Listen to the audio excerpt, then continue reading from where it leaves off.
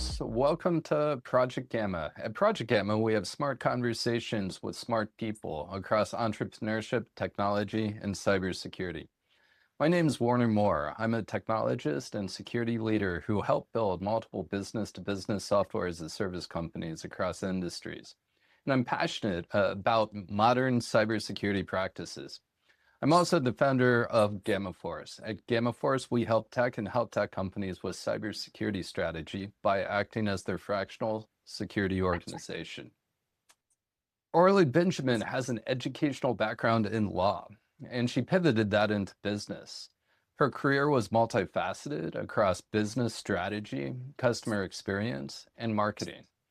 After a meaningful career, Orlie decided to table flip and founded Lasoh, and she's working to create more entrepreneurs. Welcome, Orlie. Thanks for being here. Warner, thank you for having me. Well, let's start with your origin story. You started on a path, a pretty impressive one at that, becoming a lawyer. You're at JD. You decided to do it differently, going into business. Share more about that. How do you choose the path you're on? I would say I started on the path my parents told me to go down, which, as the child of two immigrants who value education, the answer always was be a doctor or a lawyer. Of course, my brother is a doctor and my dad is one too.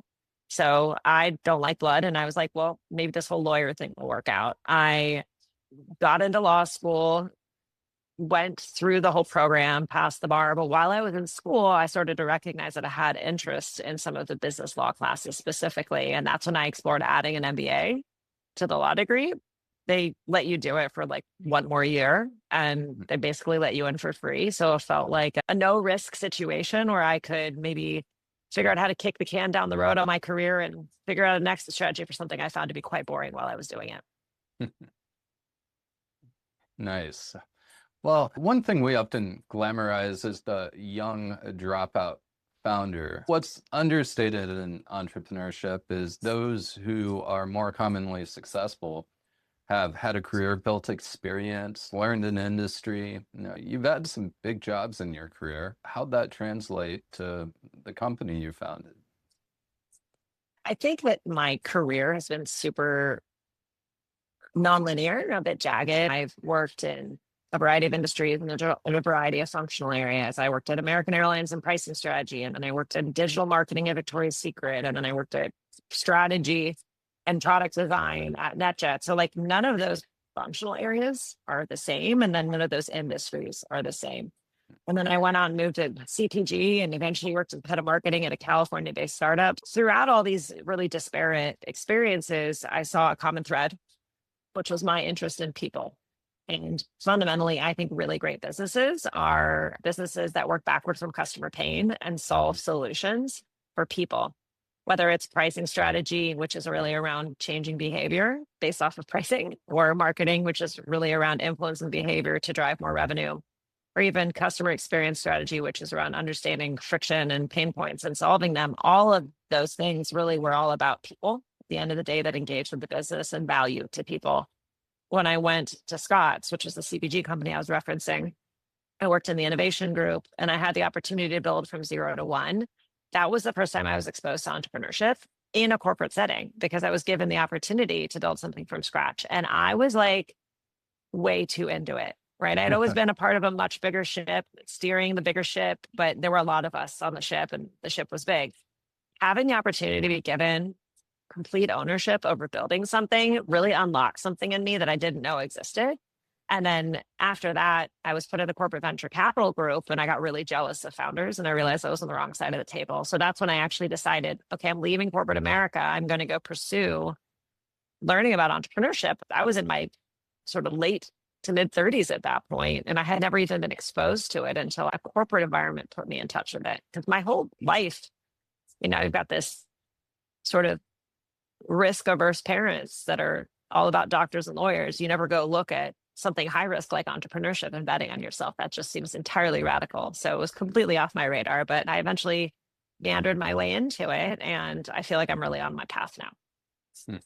I didn't know that about your background, the corporate entrepreneurship, I believe. I'm curious, I have some founder friends and this isn't too unusual. Did your parents go so far as that they give you a difficult time because they can't relate to the entrepreneurship path you took? Or Absolutely. yeah. Absolutely. Like they thought I was crazy. They still worry about me. One of the first things I did, the first business I built outside of that corporate setting was I bought some land near a state park here in Ohio. Hmm. I bought a lot of land because I started to see trends that this sort of drive to destination vacation rental business industry was booming. It all happened when my favorite place sold out in 30 minutes for a whole year. And I'm like, okay, there's a demand here. So they thought I was nuts. I refinanced my house, bought 78 acres of land, and built a custom built vacation rental business. The first year, we netted six figures. I couldn't believe how well it did. And that's Hmm. actually how I discovered this industry that I'm now working in, which is vacation rental management as a professional industry. I didn't know that existed, but it all just started with a sort of an identification of demand because of something selling out really quickly, an actual interest in it as a customer, and the idea of wanting to build something. So they literally were terrified the entire time for Hmm. me. They told me I shouldn't do it. I'm being too risky. Yeah, it's definitely not the easy path, but I think for some folks, it's certainly the right path. One thing I like about your approach, and you've mentioned this, being customer centric, and you also shared that part of founding Lasso, you stumbled into a problem, essentially the first business you founded with your rental properties. So talk more about being customer centric, identifying the problem and how you solved and found the problem in the market. My whole career working in commercial functions, you're always trained to think customer first. It's literally like a slogan in your KPIs on an annual basis, customer first, right? Like it's how you're trained to think. And so what was sort of ingrained in me from my professional environment was something I always naturally would bring into any scenario. But then I layered onto that my own personal experience of being the customer as someone who rents vacation rentals all the time. I love to travel. Like, some of the places I've worked are, American Airlines and NetJets. It's all about travel. But then also I got to flip the script and I actually got to understand what it's like to be an operator of a place where people travel to. And so by understanding the stakeholder scenarios of both guest and host, it actually helped me understand pain points in that stakeholder relationship that I could imagine solutions to because of the work experience I had had and seeing how other industries have playbooks because they're more established later life stage industries, whether it's around sort of experience strategy or around nurture marketing and relationship management. Those are things that other industries have solved, but this industry that's younger because it's a newer industry hadn't really unlocked yet. And so identifying the pain, imagining a solution, feeling it personally from multiple angles, those were all part of the problem identification process. Well, one thing that's really cool about what you're working on with Lasso, I like to travel a lot, and it's not unusual for me to rent from people, right? And so I rent cars from people at times, and drives me nuts that I can't communicate with these folks. On one platform, I literally have to book the thing to send someone a message, and I need to know what I'm booking because I need specific tires for weather, etc. So I they intentionally make it difficult to do the thing that I need to do because they're trying to control the customer relationship. Drives me nuts. So with Lasso, you're disintermediating. You're empowering people to become entrepreneurs. Talk more about your mission and why disintermediation. What are your thoughts there?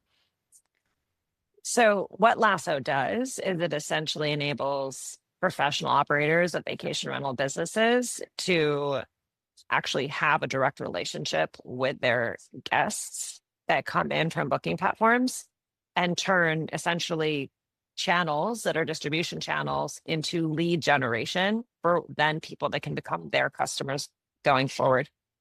Any marketplace is in the business of map making, whether it's Amazon or Etsy or Airbnb, right? They have a two-sided marketplace and the way they make money is off of revenue coming in from both sides.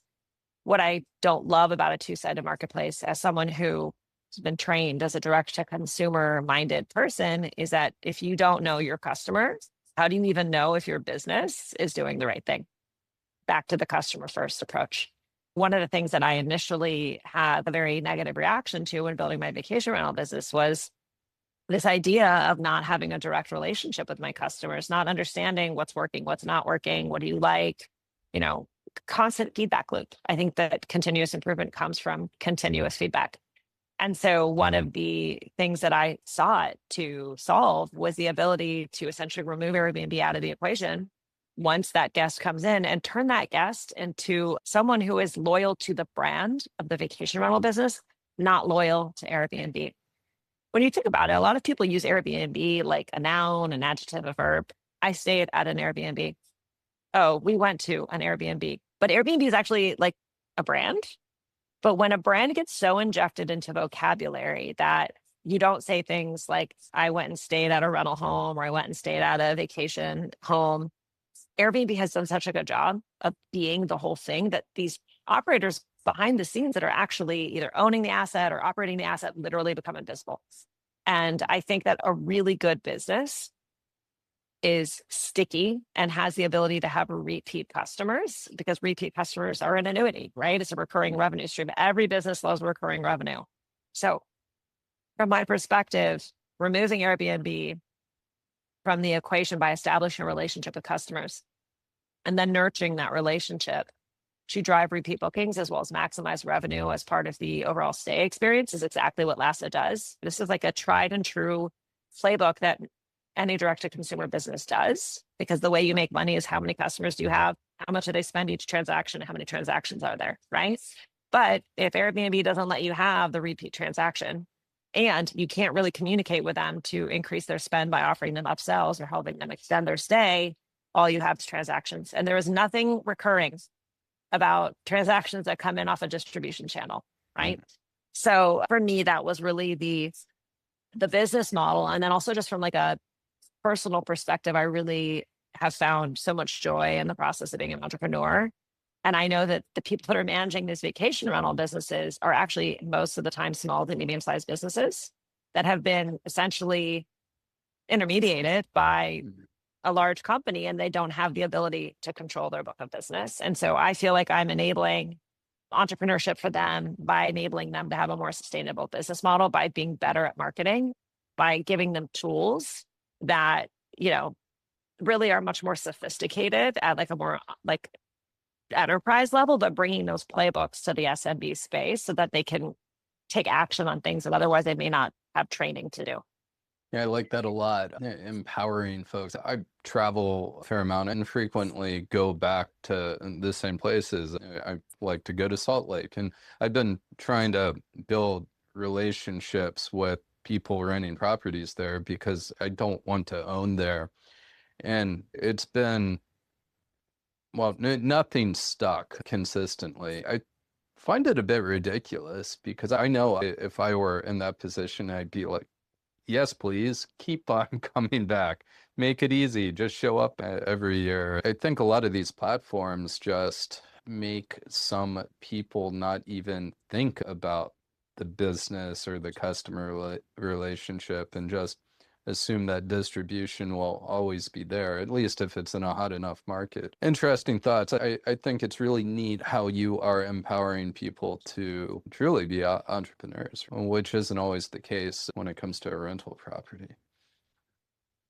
It's definitely something that keeps me motivated because I am building a business that aligns to my personal values and to the things I'm passionate about, and blending everything together in that way makes working really fun because it doesn't feel like work. I feel like I'm doing something I love and I have passion about, which makes it a lot easier to work really hard for a long amount of time every day because it's fun. If I did something I didn't like, for example, if I was a municipal practicing attorney right now, I would probably be very grumpy, feel like every hour of work was onerous, unless I found some part of law that, you know, I loved. But usually you specialize pretty early and it's hard to get out of the specialization that you find. So I think for me, this was the right path. Yeah. Vision, impact, values. Those are things I think about frequently. We were talking earlier, and you shared that you've recently gotten Lasso from MVP to 1.0. What was that journey like? How did you get there? Everything is a team effort. I mean, I obviously have a vision for the business based off of my experience in prior corporate environments, and I can see how those playbooks translate to this sort of underserved industry. But it's absolutely a triangulation of a lot of moving parts. I would say primarily, first of all, having a really good team that can take an idea, break it down into something implementable, make sure the priorities are okay, what's MVP and what do we do later, and then build. So having a great team for building, I'm a non-technical founder, right? So I have an engineering team that is absolutely not a delivery team. They are a strategic partnership in part of the process for how do we make this thing happen, and then we deliver. But delivery comes last, right? The building process, the shaping process is the most important thing because translating idea to buildability is very key. The second thing that I think is really important is not just the ability to build, but building the right thing. And that's where leaning on customers is super important. We started our business with me as the first customer. But, I think there's this concept of me marketing, right? Like if I only imagine my problem, not the industry's problem, we could build a really big solution to the wrong problem.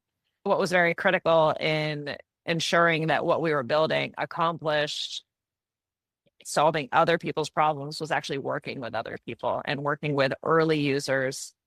We called them design partners because they helped us design the product. And it was a partnership. It wasn't just being a customer where the expectation is I'm serviced, this is the transaction, but there was really a partnership in terms of they would identify pain points and then we would commit to solving them with some level of, is this actually a problem that other people have, which involves a broader engagement with the industry, doing lots of research, lots of customer discovery. And so going from something kind of ugly and embarrassing of an MVP to continuing to buttress the thing and make sure it was moving in a direction that there was customer demand for was really the second thing that was really important. And then I'd say finally, just having some money to do all that. I was very fortunate to get grants and I bootstrapped, pay other folks that were high quality and engage other folks to get help because there was a little bit of money to take the idea to a place of being actionable. So those three things. That's such a knowledge bomb right there. For a lot of technical founders, an engineer, a technologist, it's easy for somebody to think, oh, I could just build this. And especially if they're solving a problem they have. And what you said there is you not only solved a problem you had, which isn't necessarily bad, but you didn't assume your problem was the market problem. So we're actually solving a problem for the market and built a business around that. And so some folks are lucky to ever learn that lesson, and many it takes years. It takes years. I'm curious, do you have co-founders? Just me. I commonly have conversations with non-technical founders who are trying to navigate the creating a product when they are not technical. How do you navigate that? It sounds like you figured it out really well. Slow and sloppy at the beginning. At the beginning, I had a co-founder for 3 weeks. That was clearly just a mismatch in terms of skill set and life experience. And that was, so we sort of unwound that very quickly.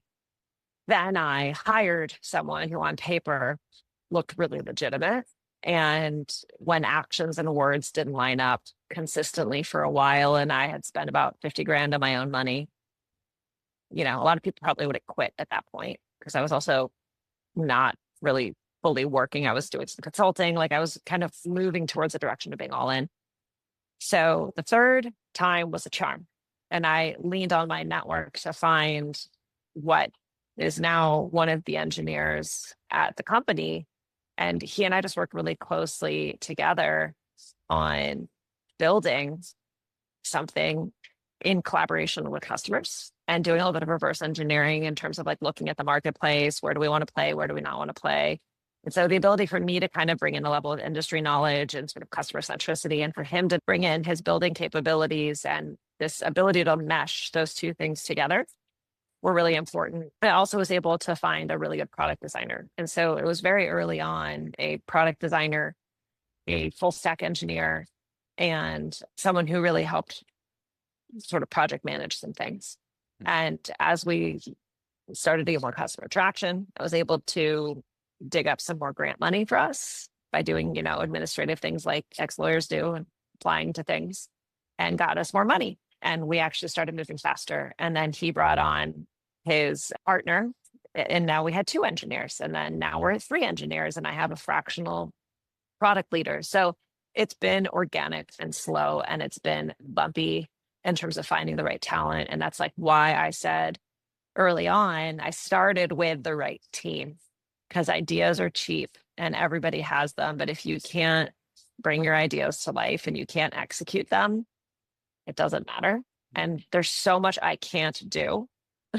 I have plenty of skills, but there's also plenty of things I can't do. And so like really being aware of like, where do I need to build capabilities around my skills so that we have a full stack team as a business is like absolutely one of the most fundamental things in my job. A strong team is a luxury. Back when I was building health tech companies, something we said all the time is that people were our competitive advantage, and they were.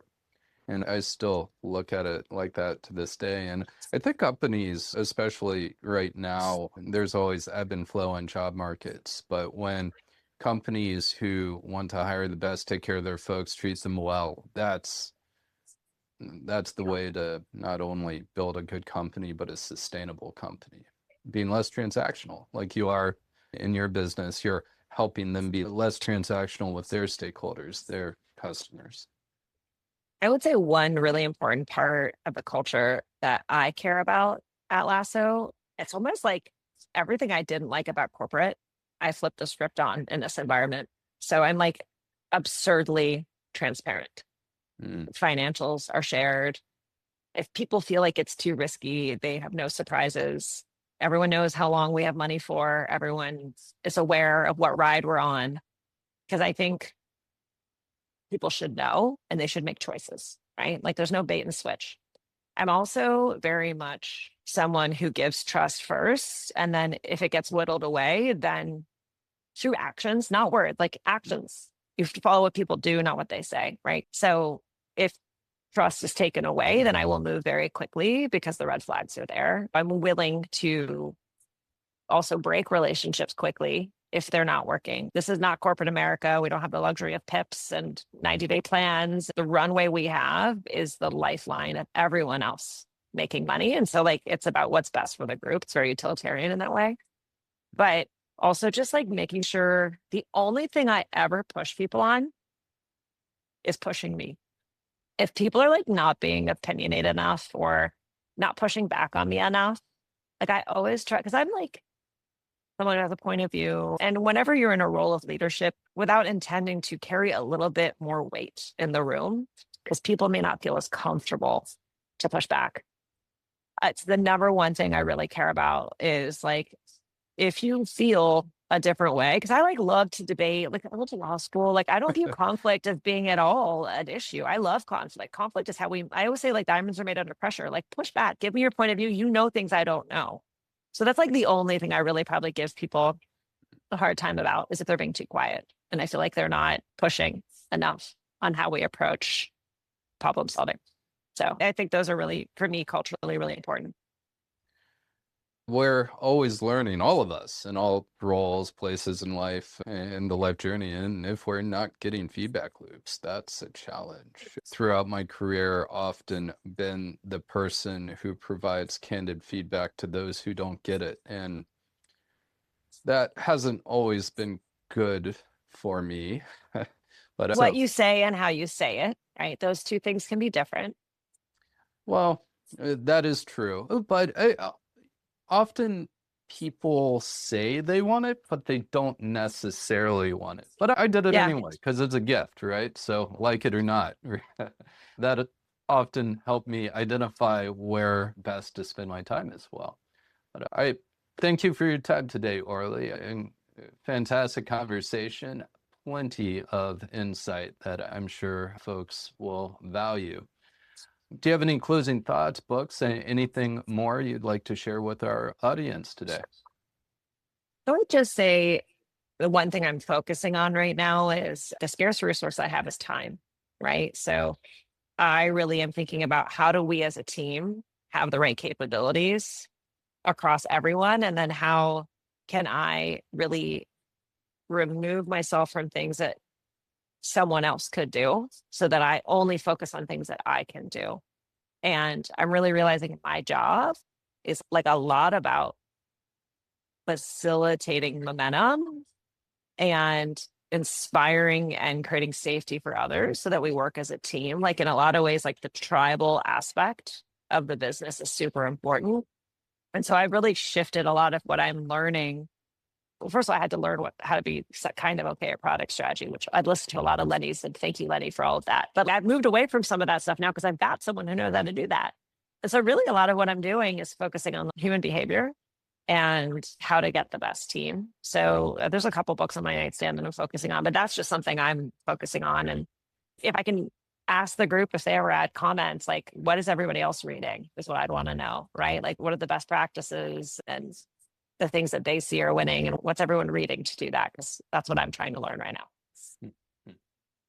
A book I read recently, only past couple years, it's kind of ridiculous because it's a quintessential management book. High Performance Management. Andy Grove, I believe, wrote it. Yeah, I have that one. Really, really good. Have you Ex-CEO read it? of, I'm in the middle of it. He's the ex-CEO of Intel, right? Yep, founder too. Instantly became on my top list of management books. It's a little less squishy. It's not organizational psychology, but it's interesting. I went back and double checked 360-degree reviews. He Did created. that come from that? I actually am a Yeah. huge fan of 360 reviews. I didn't believe it. I'm like, really? I know the books from the 90s, but really? And he invented it. It's a really good book. I like that. But if you've looked into it, Adam Grant, organizational psychologist, one of my favorite authors, and really, really good content on that subject. If people have books they want to recommend to you, Orly, how should they reach out? Well, I'm sure there'll be some comments here that I could follow up on. And my email is my name at lasso.io. So Orly at lasso.io. And my full name is my LinkedIn profile. So yeah, if anyone finds anything that we're talking about interesting and wants to engage, reach out via LinkedIn or email. And I would love to, hear what other people are thinking. So you. That's generous of you, Orly. Thanks again for being here, and thank you all for listening to Project Gamma, presented by GammaForce.io. If you've enjoyed this podcast, check us out on your favorite podcast platform to catch future episodes.